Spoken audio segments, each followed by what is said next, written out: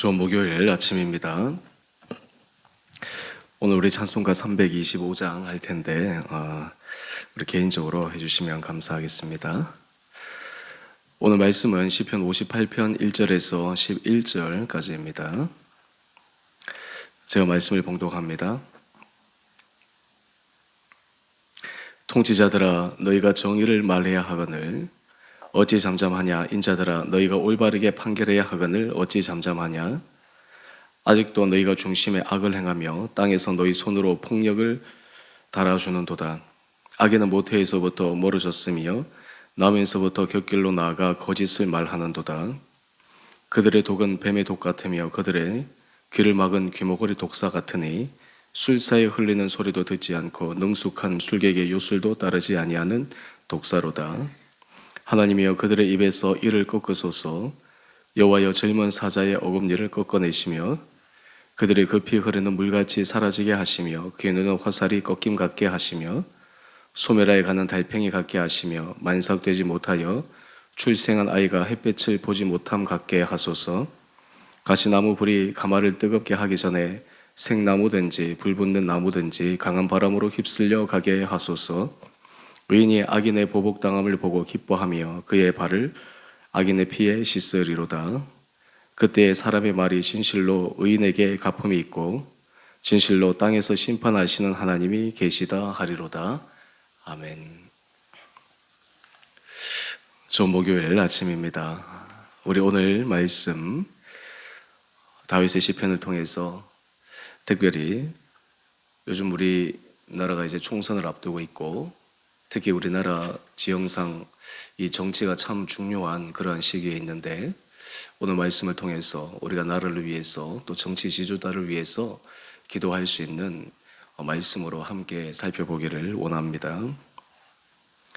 오늘 큐티의 제목을 보시면 불의한 통치자 위에 계신 공의의 심판자 이렇게 말씀하고 있습니다. 세상에는 권력자에 의해서 세상이 움직여지는 것처럼 사람들이 보입니다. 그래서 권력자의 눈에 들기 위해서 사람들이 줄을 서고 때로는 불법인 줄 알면서도 눈을 감고 그 일을 자행하는 이유는 세상의 권력자가 삶을 좌지우지할 수 있다라고 하는 현실적인 믿음 때문입니다. 하지만 우리 믿음의 사람들은 현실적인 힘을 가진 권력자 그리고 세상의 주관자들 그 위에 계신 하나님을 바라봅니다.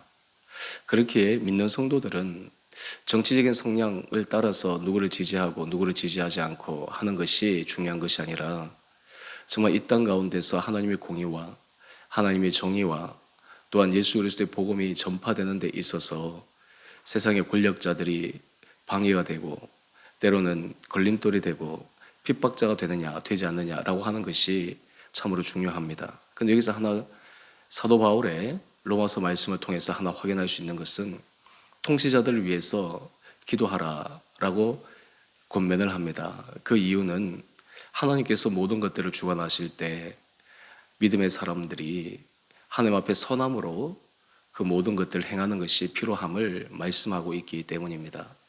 오늘 말씀을 통해서 우리가 우리 개인의 삶과 가정, 교회도 중요하지만 참 국가가 잘 되어야 되지 않겠습니까?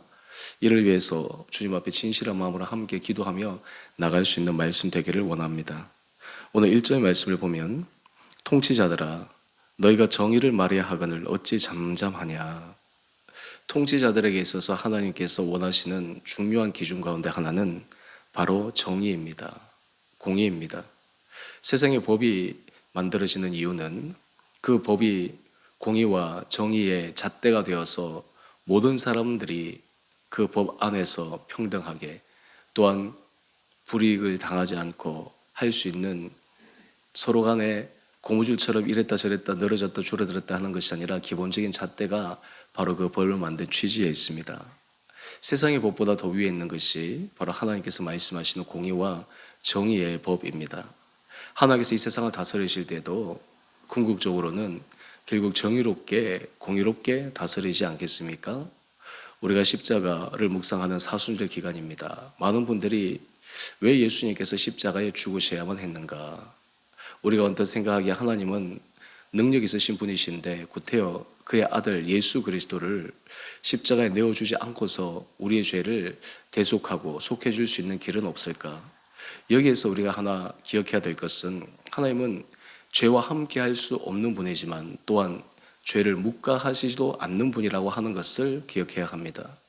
인간의 죄를 하나님은 그대로 묵과하고 덮어두고 그대로 갈 수는 없는 것입니다. 그래서 그것을 해결해야 하기 때문에 해결하는 가장 최고의 최선의 방법은 그의 아들 예수 그리스도를 십자가에 내어주는 것이 모든 죄인들에게 생명의 길을 열어주는 길이기 때문에 그러합니다.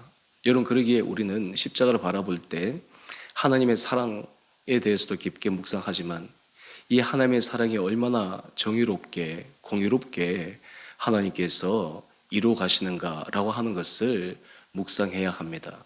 그런 의미에서 믿는 성도들은 하나님의 사랑 이것을 강조하면서 따라가야 하지만 또한 그 하나님의 사랑을 이루어감에 있어서 공의와 정의라고 하는 중요한 개념 이것도 함께 가지고 가야 합니다.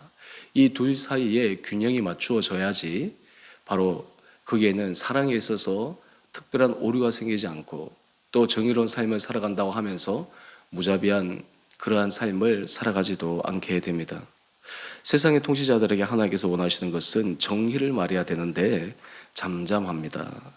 뿐만 아니라 악인들은 특히 하나님의 음성 앞에 그리고 정의의 길 앞에 먼 자기의 눈이 어두워진 사람들은 4절 말씀을 보면 귀를 막은 귀머거리 독사 같다라고 이야기를 합니다. 귀를 막았다라고 하는 것은 무슨 말입니까? 주변에서 충언을 하고 또 올바른 길이 무엇인지를 끊임없이 들려주는 여러 가지 징후와 표정들이 있음에도 불구하고 그것을 무시하고 계속해서 가는 것입니다. 왜 그럴까요?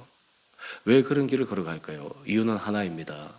바로 세상의 권력을 잡게 되면 자기가 하는 일은 무조건 옳다라고만 생각하기 때문입니다. 물론 그 안에 옳은 것이 있을 수도 있지만 항상 생각해야 될 것은 인간에게 있어서 완벽한 옳음이라는 것은 어디에 있겠습니까? 여러 가지 과도 있고 실수도 있을 터인데 그런 것들을 함께 살펴보는 것도 필요합니다. 그런데 우리가 세상의 권력을 보면 참 아쉬운 것 가운데 하나는 인간관계에 있어서는 누가 잘못을 했을 때 내가 잘못했습니다. 용서해 주십시오. 이렇게 하면 참 그 사람의 인격이 그 사람의 성품이 훌륭하다 이렇게 되어지는데요. 공적인 관계에 있어서 그리고 공적인 권력자가 잘못했습니다. 제가 사과합니다. 라고 하면 그 자체로만 끝나는 것이 아니라 정말 당신이 잘못했군요. 시인했군요. 거기서부터 더 큰 공세가 들어오기 때문에 설사 내가 잘못했다라고 하는 것을 어느 정도는 알아도 그것을 공개적으로 시인하는 것이 참 쉽지가 않습니다. 그래서 사람들은 정치인들을 보면 어떻게 저렇게 뻔뻔할 수 있을까? 어떻게 저렇게 양심이 없을 수 있을까? 같은 인간이지만 같은 인간의 양심을 가지고 있지만 전혀 다른 양심의 결을 가지고 있구나라는 생각을 하게 됩니다. 왜 그럴까요? 그 정치 권력 지도자들은 중요한 것은 정의와 공의보다 자신의 권력과 자신의 정치의 지위 이런 것들을 더 중요하게 여기기 때문입니다. 그런데 여러분 이것은 비단 정치 지도자에게만 해당되는 것일까요?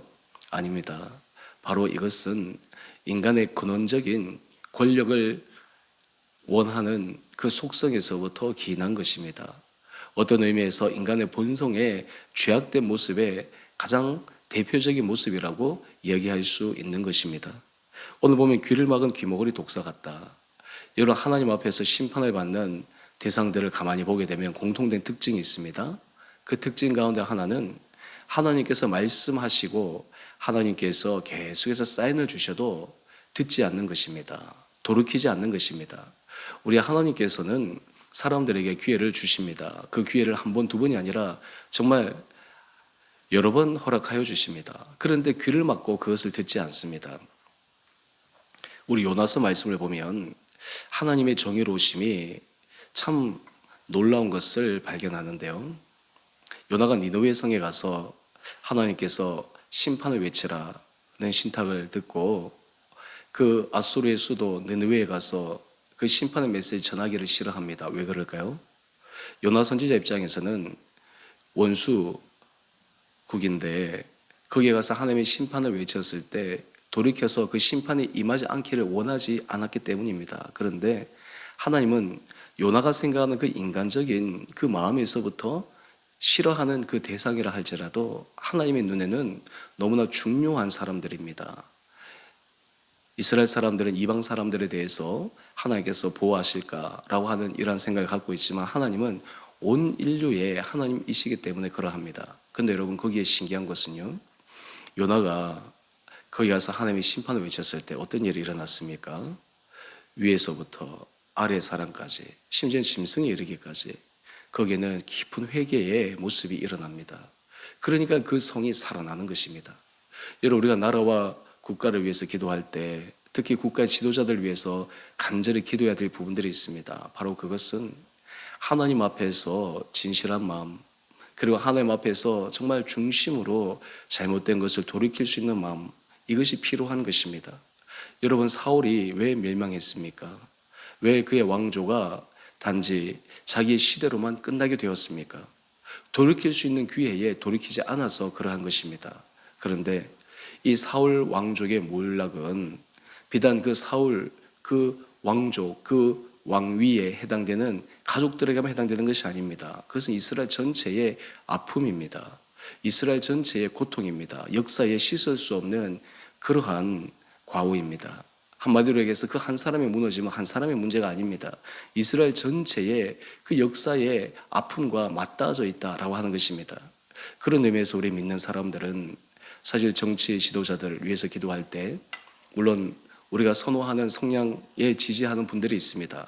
그런데 우리가 그것을 위해서 똑같은 정치적인 지형을 가지고 똑같은 마음을 가지고 하는 것이 아니라 하나님 앞에서 하나님, 정말 저분들이 하나님 앞에서 이 시대에 쓰임받을 수 있는 그러한 부분들이 되게 하여 주십시오. 하나님 앞에 정의로운 모습으로 쓰임받게 하여 주십시오.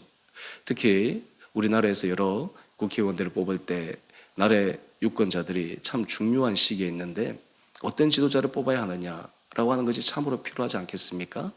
그 마음의 중심이 무엇입니까? 우리가 늘 잘 아는 것이 있습니다. 정말 국가를 생각하느냐, 또 자기의 지역의 그 주민의 이익과 이런 것들을 생각하느냐, 그 중심을 보고 뽑아야 되는 것이죠. 오늘 특히 이것을 위해서 우리 믿음의 사람들이 나라를 위해서 참 기도를 많이 해야 합니다. 우리나라에 있어서 이런 얘기를 많이 듣습니다. 지금은 경제적으로도 그렇고 참 세계의 거의 선진국의 어깨를 가눌 만한 모습으로 성장했지만 정치는 유독 아직도 2류다, 3류다라고 하는 그런 얘기가 공공연하게 나옵니다. 사실 이것이 우리 사회에 있어서 아픔이기도 하는 것이죠. 왜 그럴까요? 이유는 바로 이 정치하는 사람들이 자기가 당선되기 위해서는 결국에는 구태, 그리고 예전에 그 잘못된 그러한 것으로 회개하고 싶은 마음이 너무나 강하기 때문에 계속 반복돼서 그런 일들이 일어나는 것이죠. 사실 우리 믿는 사람들에게 있어서는 지역이 뭐가 중요하겠습니까? 믿는 사람들에게 있어서 세대의 갈등이 뭐가 중요하겠습니까? 믿는 사람에게 있어서 혈연이 뭐가 중요하겠습니까? 연고가 뭐가 중요하겠습니까? 중요한 것은 정말 하나님 앞에서 의와 하나님의 복음이 전파되는 데 있어서 어떤 것이 더 중요하냐라고 하는 것을 바라보는 것이 필요하지 않을까라는 생각을 해보게 됩니다. 오늘 다윗은 이 귀를 막은 귀머거리 독사와 같은 그런 통치자에 대해서 너무나 가슴 아프게 이야기를 합니다. 그러면서 다윗의 기도를 한번 보십시오. 6절입니다. 하나님이여 그들의 입에서 이를 꺾으소서. 여호와여 젊은 사자의 어금니를 꺾어내시며. 이 무너지는 것이 사실은 어떤 의미에서 그 개인적으로도 하나님의 은혜 가운데서도 좋은 것일 수 있음을 이야기를 하는 것입니다.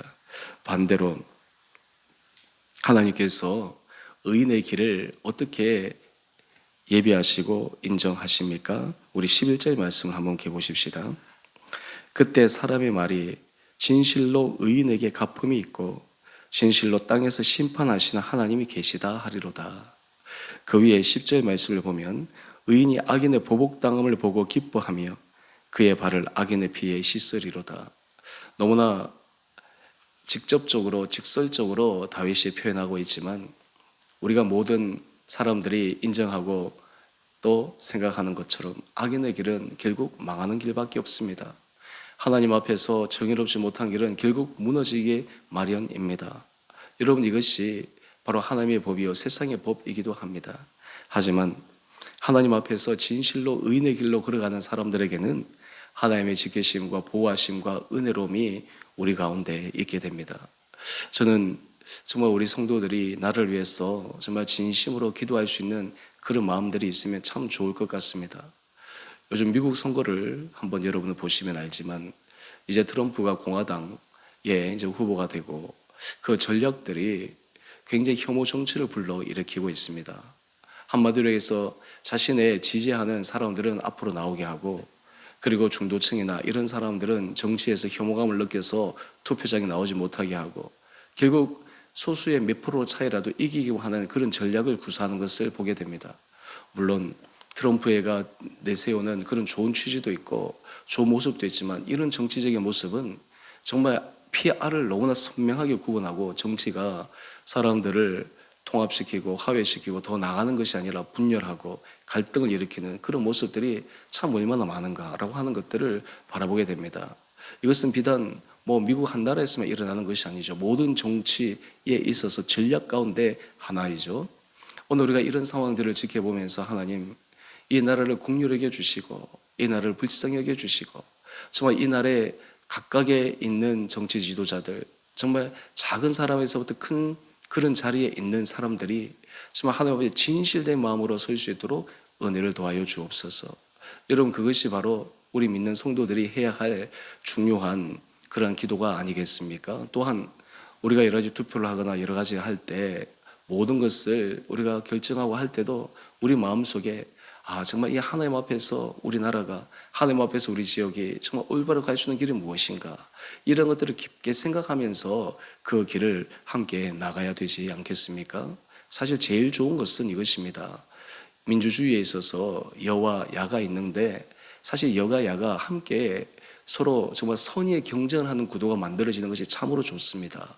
서로 잘하기 위한 정치, 서로 발전하기 위한 정치, 서로 좋은 대안을 마련하기 위한 정치, 이런 정치 지형이 만들어져야지 나라가 발전하는 것입니다. 반대로 서로를 죽이기 위한 정치, 서로를 깎아내리는 정치, 서로를 비하하는 정치, 이런 모습들을 보이게 되면 많은 사람들이 이 정치에 오염되거든요. 실제 삶의 자리에 있어서 사람들도 그런 행태와 모습을 보이게 됩니다. 왜 그럴까요? 국민들의 마음은 순수하기 때문에 그러합니다. 국민들의 마음은 그 정치 지도자들, 정치 지형을 보면서 배우기 때문에 그러합니다. 그러기에 이것은 비단 정치의 문제가 아니라 우리나라 전체 문화의 문제요, 또한 우리 믿는 성도들의 문제임을 기억해야 합니다. 오늘 여러분이 삶의 자리에서 하나님 앞에 깊게 기도해야 될 것이 있습니다. 가장 기본 전제는 우리도 의인이 아니라고 하는 기본 전제 위에, 우리도 하나님 앞에 죄인이라고 하는 전제 위에, 하나님, 내 개인적인 삶도 그렇지만 정말 이 나라와 이 민족이 하나님 앞에서 의의 길을 걸어갈 수 있도록 은혜를 도와여 주시옵소서. 하나님, 지도자들을 하나님께서 세우시되 정말 이 시대에 필요한 지도자들을 세워주시옵소서. 이 시대에 정말 필요한 사명들을 감당할 수 있는 그런 사람들로 하나님께서 세워주옵소서. 그런 마음이 모여서 결국 하나님께서 선한 길로 인도하시는 것이 아니겠습니까? 오늘 말씀을 결론 짓겠습니다. 오늘 이 말씀은 비단 통치자들, 정치 권력자들에게만 해당되는 말씀이 아니라 우리 개인적으로도 하나님께서 하시는 말씀입니다. 오늘 우리 개인적으로 하나님 앞에서 더 믿음의 길, 의의 길, 진실의 길로 걸어가는데 귀하게 쓰임받는 하루하루 되시기를 주님 이름으로 축원드립니다. 함께 기도하겠습니다. 사랑의 주님, 오늘 다윗의 시편을 묵상하며 세상에서 정말 정의롭고 공의롭고 하나님 앞에 인정받는 그러한 지도자가 세워지는 것이 얼마나 중요한지를 묵상합니다. 또한 그 길을 걸어가는 것이 또한 얼마나 힘듦도 다시 한번 생각해 봅니다. 아버지, 믿는 우리들이 하나님 앞에서 개인적으로 진실로 믿음의 길을 걸어갈 뿐만 아니라 특별히 우리 마음속에 나라와 민족을 위해 기도하는 그런 간절한 마음도 있게 하여 주시옵소서.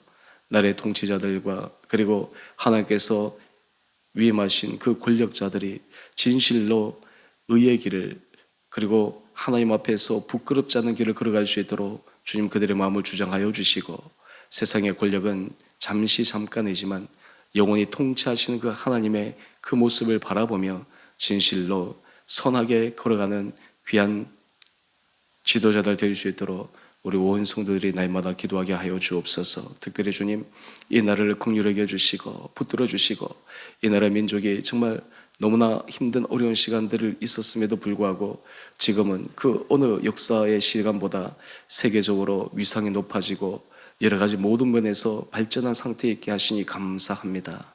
이 모든 것이 하나님의 은혜요, 또한 우리 믿음의 선배들이 나를 위해서 기도하며 헌신하며 복음의 아름다운 씨를 뿌린 결과임을 또한 저희들이 고백합니다.